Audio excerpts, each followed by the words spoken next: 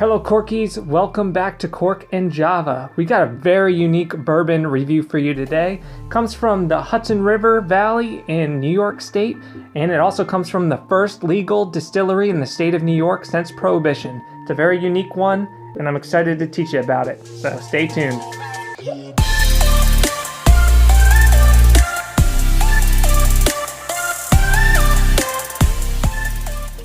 Hello everybody, welcome to Cork and Java, your go-to place for coffee and wine, reviews and how-tos. On this channel, we like to enhance and enrich your experience with all your favorite beverages, and today is no exception. We're here with some bourbon. If this sounds interesting to you and you're new here, consider hitting that subscribe button below so you're notified when future videos come out. So this particular bourbon comes from the Tuthilltown Distillery in the Hudson River in New York State, the first legal distillery to be opened since Prohibition. So it's got quite a bit of history behind it, and some interesting things about this bourbon. It's very young bourbon, but they did some interesting things to really help it stand out. It's only aged a few months, and typically bourbon, if it's going to be called a straight bourbon, has to be aged a minimum of 2 years. And also another rule for a bourbon is it has to have at least 51% corn in the mash. And this one definitely tops that because it's 100% corn mash, which should add to a lot of sweetness to this particular bourbon, because corn typically makes a lot of whiskey pretty sweet.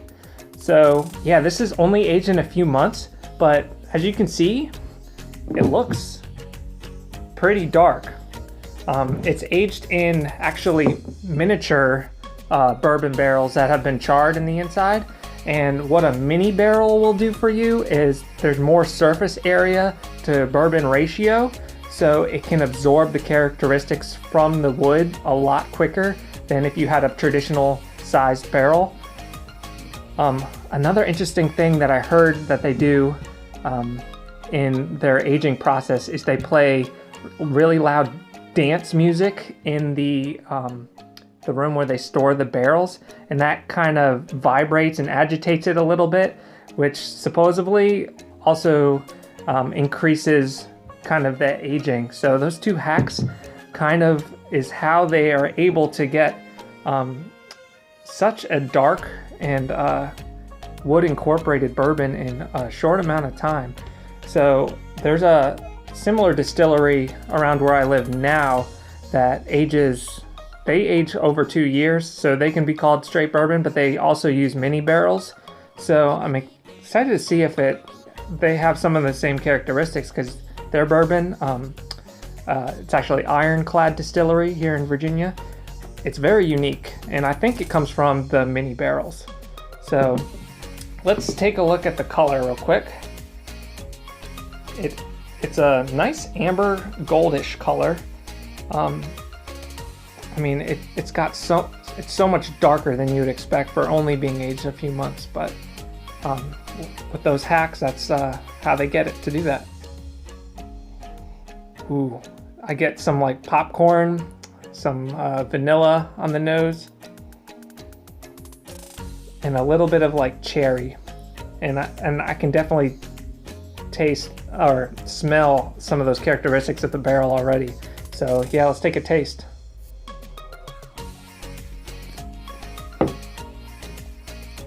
Wow. Yeah, it's got definitely like candied ginger notes to it. A little bit of kind of a rye finish, but you're hit with a lot of sweetness in the front end, and then huge oak bomb too in the middle. And I just gotta give it up to them for doing those methods to age it so quickly in a mini barrel.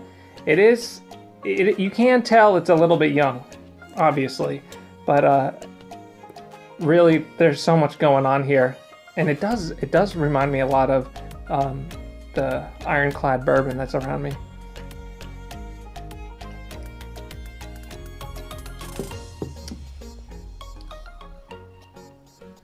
Yeah, there's a lot of oak going on in this one. but it's surprisingly smooth. Another thing about how this is distilled, they use the pot distilling method, which is the traditional method for distilling bourbon. It's how whiskey's been distilled for generations.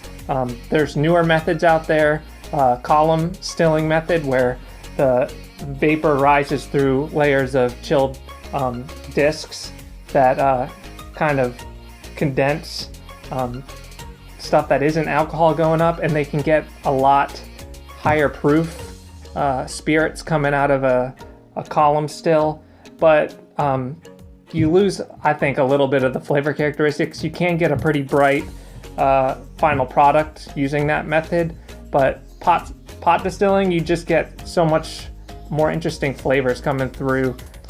All right, so let's add a drop of water in there just to see if that opens it up a little bit, because this is fairly high proof. So this is 92 proof here, so it's getting up there. Seeing if a little bit of water will kind of open it up a little bit.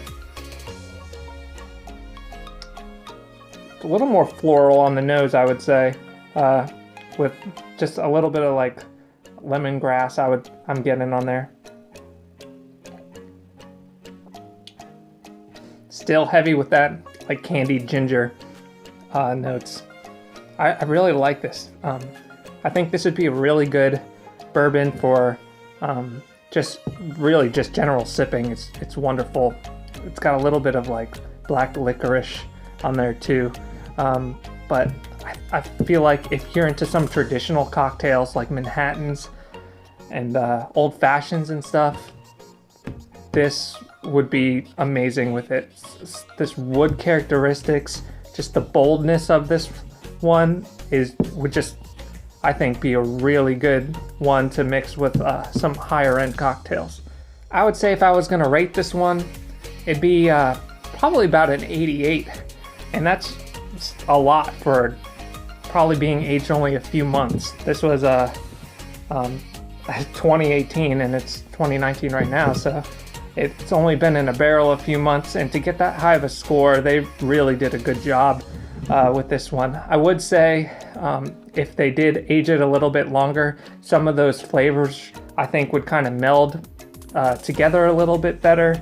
Instead, they're kind of separate notes on there that come and go, rather than blending together and creating a unique flavor profiles on their own. You get a lot of sweetness from the corn, you get then a chunk of wood, and then you get kind of a finish of oak on the end and some vanilla. But overall, it's still a great whiskey, and they did a really good job. Salute to you guys up there in New York, Hudson River. My grandpa used to say that's where God goes on vacation. It's a really beautiful place. Well, that's going to do it for us here at Cork and Java. Please leave a comment below with what are some interesting bourbons or whiskeys have you tried? Maybe they've used some unique methods in their distilling process or in their aging process. I'd like to know. We also have a website out there, corkandjava.com.